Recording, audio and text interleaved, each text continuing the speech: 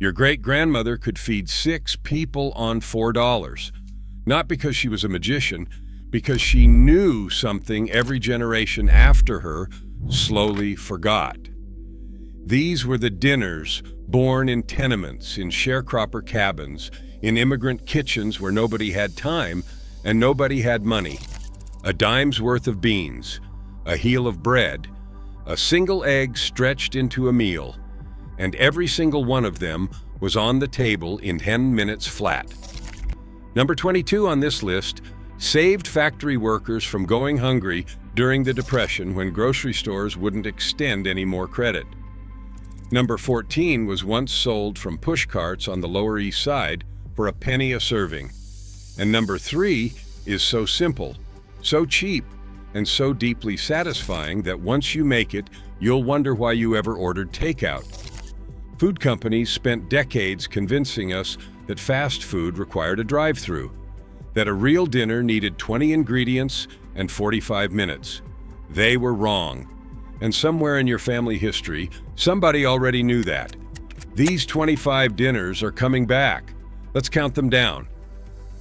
In 1932, a bag of potatoes cost 9 cents and fed a family of 5 for a week. Grandmothers across Appalachia and the rural Midwest kept this alive through the hardest years America ever saw. Dice 2 potatoes thinly. Drop them into salted boiling water with a diced onion and a clove of garlic. Cook for 8 minutes until soft. Mash some against the side of the pot to thicken the broth. Add a splash of canned milk if you had it. A knob of lard if you didn't. That was it. That was dinner. The starch was the magic. Potatoes release a cloudy, silky liquid when they cook that turns plain water into something that tastes like it simmered all day. Children scraped the bowls. Fathers had 2 helpings, and nobody at the table felt poor even when they were. Number 24, fried bologna sandwiches. Working-class America ran on this sandwich for 3 decades and somehow forgot to tell the next generation. Bologna cost pennies a slice. You laid 3 pieces flat in a hot, dry pan. The edges curled up first, then the middle blistered and browned. You flipped it once for 30 seconds. You pressed it between 2 slices of white bread with yellow mustard and maybe a ring of raw onion if you had one. The whole thing took 4 minutes, including slicing the bread. Diner cooks in the South still know this. Short-order men in Ohio diners still make it. But somewhere along the way, it got labeled cheap, low class, something to be embarrassed about. Meanwhile, restaurant menus now sell fried bologna sandwiches for $14 and call them artisan. Your grandfather made it for 37 cents and called it Tuesday lunch. Number 23, egg drop soup, American style. Chinese immigrant workers brought this concept to California in the 1850s, and by the 1920s, tenement kitchens from San Francisco to New York had their own version, running in 10 minutes flat. Bring 2 cups of chicken broth to a boil and salt it. Swirl the broth with a spoon to create a gentle current. Crack 2 eggs and slowly pour them in a thin stream. They bloom into silky yellow ribbons as they hit the hot broth. Add a crack of pepper. Add a few drops of soy sauce if you have it. Ladle the soup over leftover rice, and the meal was complete. This was not restaurant egg drop soup. This was survival soup.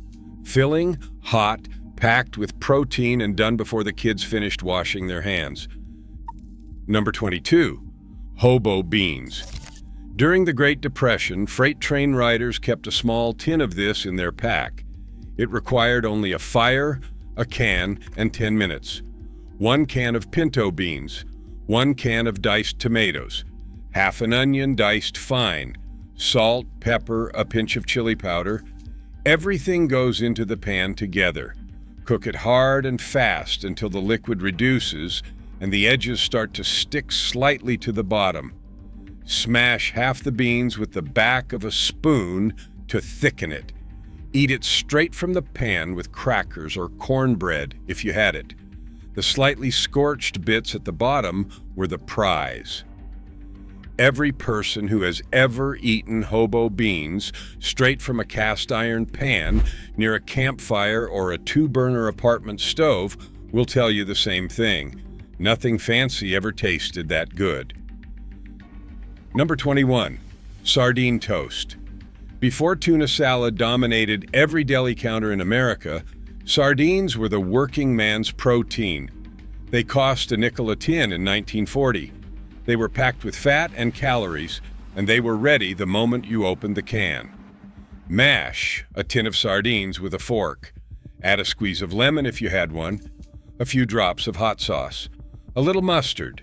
Spread it thick on toast, then run the toast under the broiler until golden. Top with a sliced raw tomato if it was summer. Coal miners packed sardine toast for lunch shifts. Dock workers ate it at the pier. It was fast, filling, and required no refrigeration. Today, food writers at fancy magazines have rediscovered it and call it a simple, elegant snack. Wine bars in Brooklyn are charging $22 for it. Your great-grandmother made it for 4 cents and ate it standing over the kitchen sink. Number 20. Cornmeal mush. Across the rural South and Appalachia, this was the most reliable breakfast and dinner. Cornmeal was cheap, it kept for months, and it could be on the table in 8 minutes. Bring 2 cups of salted water to a boil. Pour in 1 cup of cornmeal in a slow stream, stirring constantly to prevent lumps. Stir for 3 to 4 minutes until thick enough to pull away from the sides of the pot. Pour it onto a plate. Drop a piece of butter in the center. Watch it melt. For dinner, families poured pot liquor over it. That was the cooking liquid left over from boiled greens, salty and flavored with smoked pork. A bowl of cornmeal mush soaked in pot liquor was not a meal of deprivation. It was a meal of deep, serious flavor that a generation of great chefs have spent entire careers trying to replicate. Number 19. Pasta aglio e olio. Italian immigrants packed into tenements on Mulberry Street in New York in the early 1900s brought this with them, and they made it in the 10 minutes it took to boil the pasta. Spaghetti, olive oil, garlic. That was the original recipe. While the pasta cooked, you sliced 4 cloves of garlic thin and let them turn golden in olive oil over a low flame. You tipped the drained pasta straight into the pan. You tossed it hard so the starch from the pasta water emulsified into the oil, a heavy hand of black pepper, maybe a pinch of red pepper flakes. 3 ingredients. 1 pan. 10 minutes. This is what feeding yourself on almost nothing looked like when you understood the fundamentals of cooking. Today, this exact dish appears on menus in Italian restaurants for $19. The immigrants who invented it paid about 8 cents for the whole pot. Number 18. Creamed chipped beef on toast. The military called it something unprintable. But generations of American soldiers, factory workers, and Depression families called it dinner. A jar of dried beef, creamed in a simple white sauce made from butter, flour, and milk. Poured over toast. Done in 8 minutes. The beef was already cooked and preserved. The sauce took 4 minutes to build in 1 pan. Toast the bread while you stir. Slide the toast onto the plate. Ladle the cream gravy over it. This fed the Army through World War II. It fed factory workers through the Korean War era. It fed entire Midwestern families through lean winters when fresh meat was either too expensive or unavailable. It disappeared from home kitchens not because it stopped working. It disappeared because it became associated with poverty and deprivation, which is exactly the kind of thing food companies want you to believe, so you buy their frozen product instead. The truth is, it is rich, filling, fast, and costs almost nothing. Pattern break. Here is what nobody talks about. The reason these dinners disappeared is not because people got richer and found better food.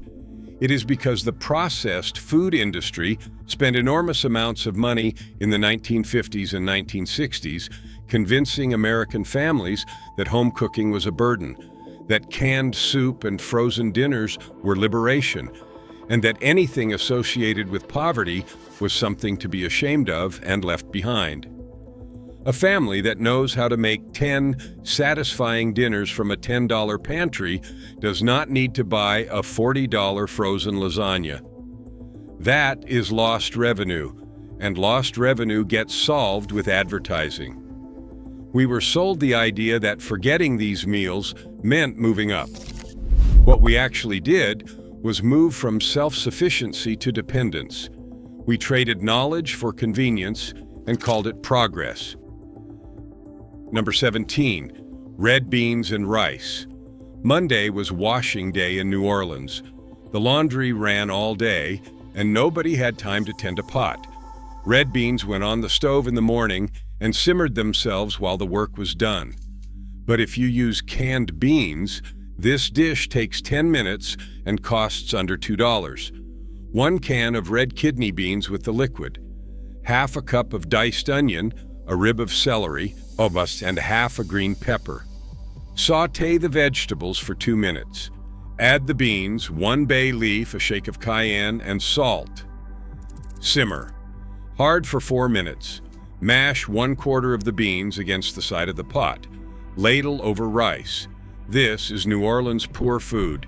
It is also some of the most nutritionally complete, deeply satisfying food on earth. Louis Armstrong used to sign his letters, "Red beans and ricely yours." He knew what he was talking about. Across the Appalachian Mountains, this was the meal that kept entire communities alive through hard winters and lean years. Beans were slow food, but leftover beans heated in a cast iron pan with a little diced onion and a splash of broth took 6 minutes. The cornbread was fast too, if you kept the skillet hot and the batter ready. But the beans alone, hot, a little soupy, with a raw onion and a piece of bread to soak the pot liquor, were complete. Families in western North Carolina and eastern Tennessee made this 4 nights a week. Not because they lacked imagination, because pinto beans are extraordinarily good when you know how to season them. Salt pork, smoked ham hock, red pepper, a long, slow first cook that you then draw from all week. This meal did not vanish because America got better food. It vanished because America got embarrassed by its own history. Number 15, milk toast. Before anyone called comfort food by that name, sick children, grieving adults, and people who simply had nothing else were given milk toast. You toasted the bread, buttered it while it was hot, laid it in a shallow bowl, and poured hot whole milk over it, enough to come halfway up the bread. A little salt, a little sugar if you wanted it sweet. That was the whole thing. It sounds like nothing, but warm milk soaked into buttered toast, slightly sweet, slightly salty, is one of those foods that lands somewhere deep in the nervous system and tells it to calm down. Hospitals served it. Depression-era families ate it for supper when the pantry was bare. Grandmothers made it for anyone who came to the table looking pale. It costs almost nothing. It takes 3 minutes. And it is one of the most deeply comforting things you can put in front of a person who needs comforting. Number 14, tomato gravy on biscuits. Southern sharecropper families made this when they had nothing else, and then kept making it long after they had plenty because it was that good. Fry a little bacon fat or lard in a cast iron skillet. Add 1 tablespoon of flour, brown it for 30 seconds. Add a can of diced tomatoes and a half cup of water. Salt and pepper. Stir it hard while it thickens. Let it cook for 2 minutes. Pour it over split biscuits from a can if you have them, or just over bread. The tomatoes break down in the fat and flour into something savory and rich. It looks like a mess.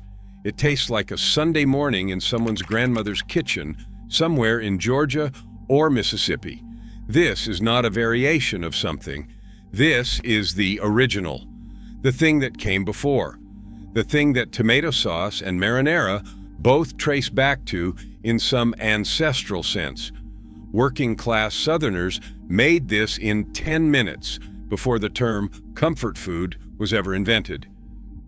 Pattern break number 2, the nutrition secret that got buried. Here is something that food scientists have quietly known for decades. The poor man dinners on this list, beans and cornbread, potato soup, and red beans and rice, are not just filling. Several of them form what nutritionists now call complete protein combinations. Beans and corn eaten together supply every essential amino acid that meat supplies. The people who developed these diets did not have nutrition textbooks. They had generations of trial and error, and the practical knowledge that if you ate this combination, your children stayed healthy. Indigenous people across the Americas built entire civilizations on corn and beans together. Your great-grandmother knew something that a $50 bag of protein supplements at the gym is trying to sell you back. There are people alive right now who grew up eating this as a main meal 2 or 3 nights a week, and who will tell you it was one of the best things they ever ate. Slice 3 potatoes thinly. Slice 1 onion thinly. Heat oil or bacon fat in a cast iron skillet until it shimmers. Lay the potatoes in the skillet and do not touch them for 3 minutes. Let the bottoms go golden. Flip them. Add the onions. Season generously with salt and pepper. Cover the pan for 2 minutes to steam the inside tender. Uncover and let the edges go crisp again. Eat straight from the pan. The crunch of the edge against the soft interior of the potato, with the caramelized sweetness of the onion underneath, is one of the great simple pleasures in American cooking. It costs 60 cents. It takes 10 minutes. It has fed hard-working people across this country for 200 years. Number 12, navy bean soup. Canned navy beans turn this from an all-day project into a 10-minute dinner. Use 1 can of white navy beans, 1 cup of chicken broth or water with a bouillon cube, a diced carrot, a rib of celery, a clove of garlic, and a bay leaf. Bring it to a boil and let it rip for 5 minutes. Mash 1/3 of the beans. Taste and salt. A thick, warm, deeply savory bowl of white bean soup for under $2 a serving. The United States Senate has served navy bean soup every single day since 1903. The same simple recipe.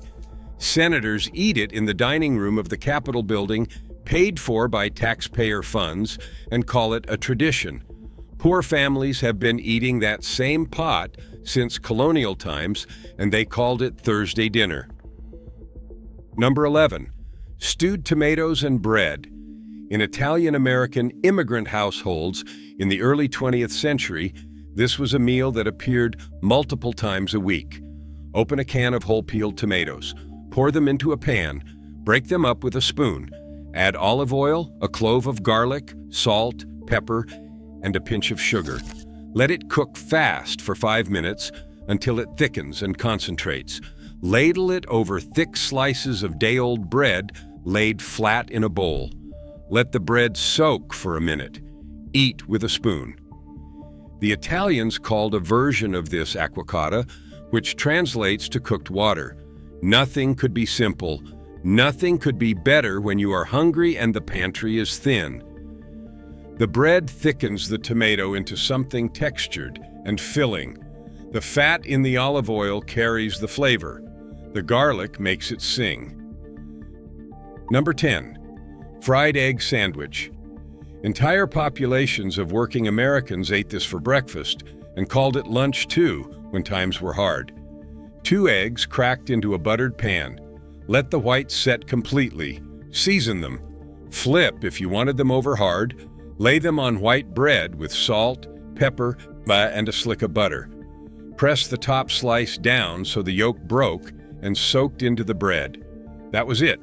A fried egg sandwich made right, with the yolk still slightly soft and broken deliberately so it runs into the bread and creates its own sauce, is a perfect object. It costs about 40 cents in ingredients. It takes 4 minutes. It has fueled factory workers, farmers, children before school, and night shift workers coming home hungry since bread and eggs have existed in the same country. The fact that we now spend $14 for the same thing served on a brioche bun at a brunch restaurant is either progress or a very successful con, depending on how you look at it. Pattern break number 3. The disappearance was deliberate. The 1950s brought the TV dinner. The 1960s brought fast food. The 1970s brought processed convenience food at industrial scale. And with each decade, a food industry worth hundreds of billions of dollars invested in one simple message. You do not have time to cook. You do not know how to cook. And anything associated with poverty is something to leave behind. The result is that the average American today spends more on food than any previous generation, eats less healthily than any previous generation, and knows less about actually feeding themselves than any previous generation. The people who knew how to make 10 dinners from a $10 pantry were not poor because of what they ate. They were capable because of what they knew.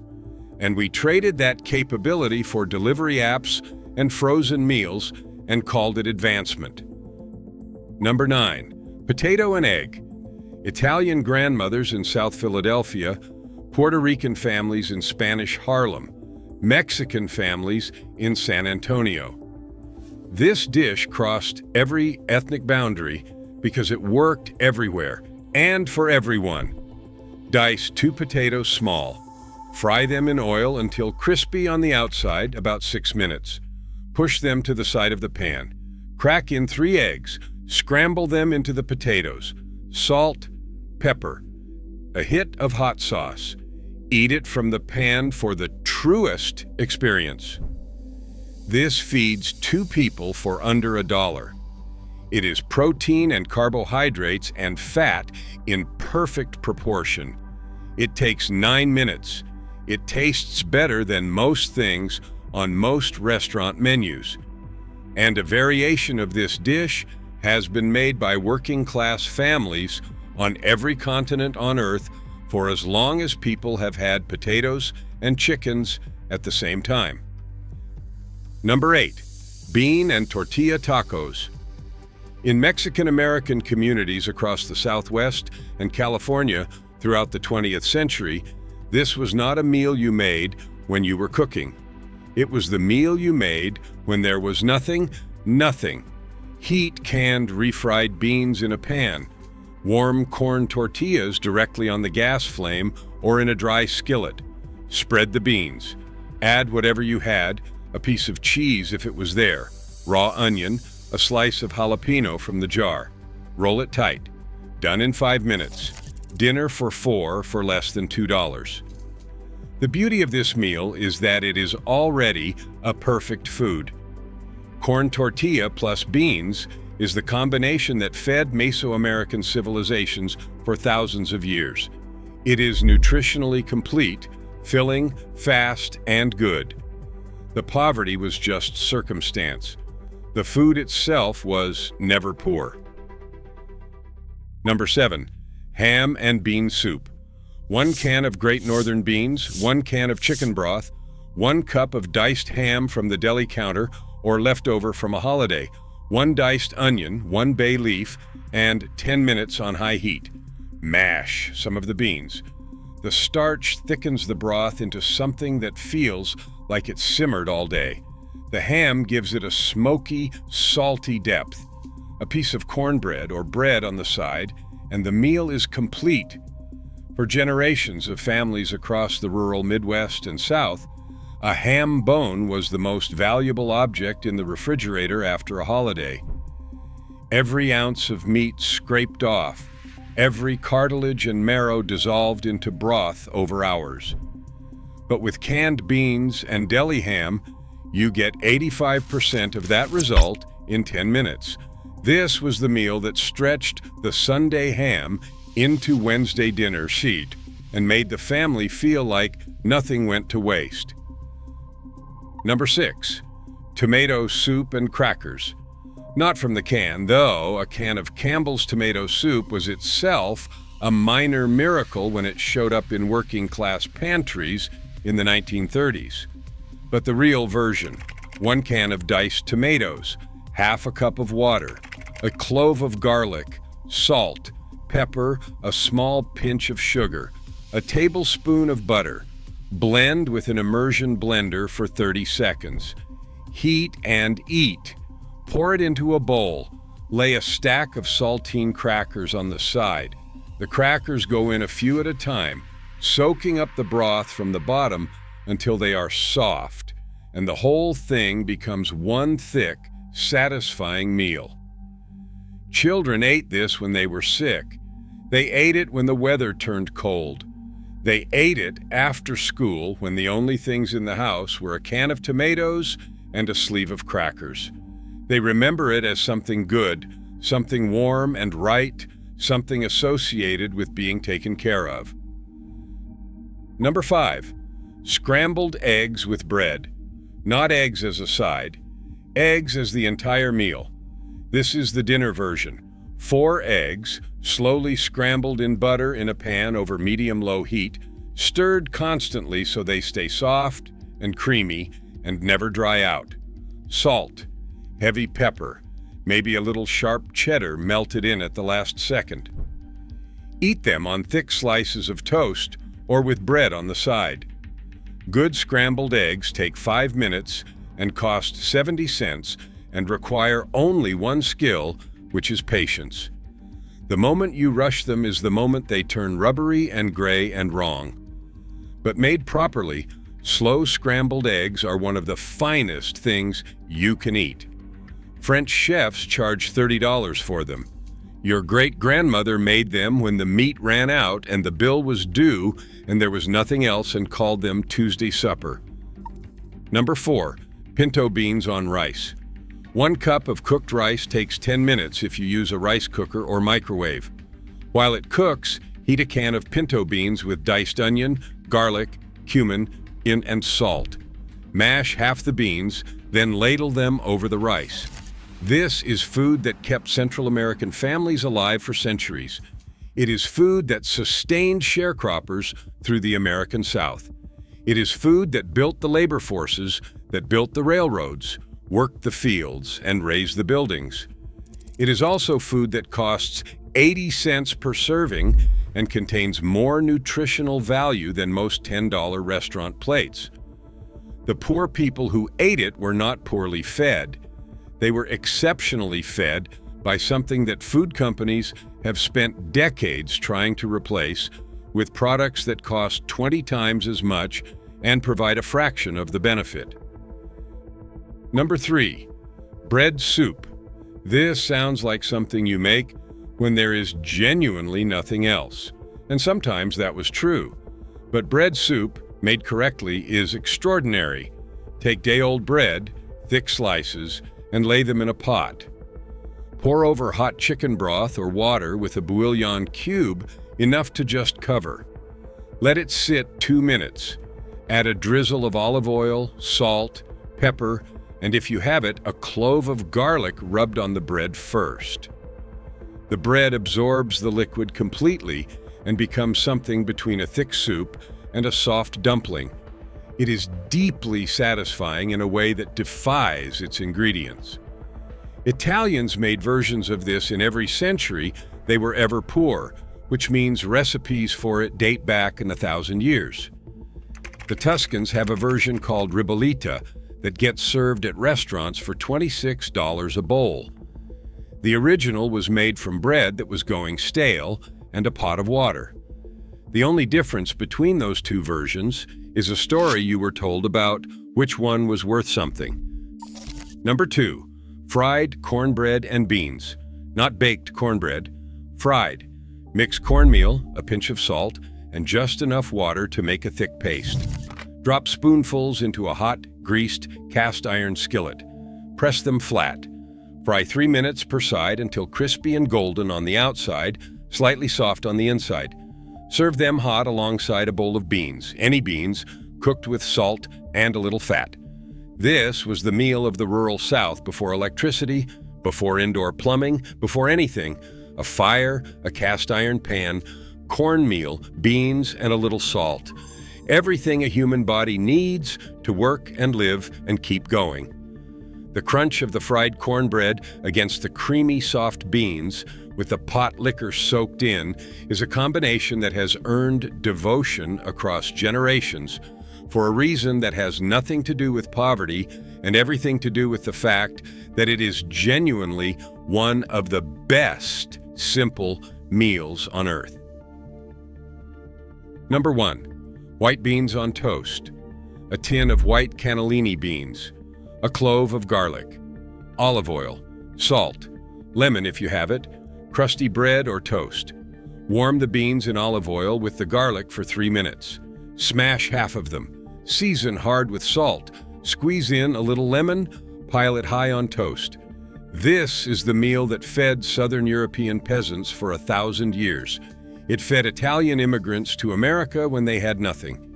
It fed families through 2 world wars and the Depression. And it still, right now, today, costs about 90 cents per person and takes 8 minutes and is better than most things you could order for delivery tonight. There is no trick. There is no secret.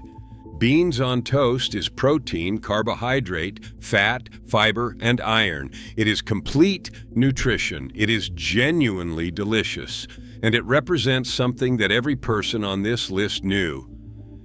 The ability to feed yourself and the people you love is not something that requires money. It requires knowledge. And the knowledge is older than any grocery store, older than any restaurant chain, older than any food company that has ever tried to sell it back to you at a markup. Your great-grandmother knew all 25 of these. She made them without a recipe and without a thought because they were just dinner, just the way you fed people when feeding people was the only thing that mattered. Try one this week. Start with number 1 if you want to be surprised. Then tell me in the comments which one you already knew, because I suspect a few of you have a grandmother who is still making one of these, and I want to hear about her. Subscribe if you want more, because we are just getting started.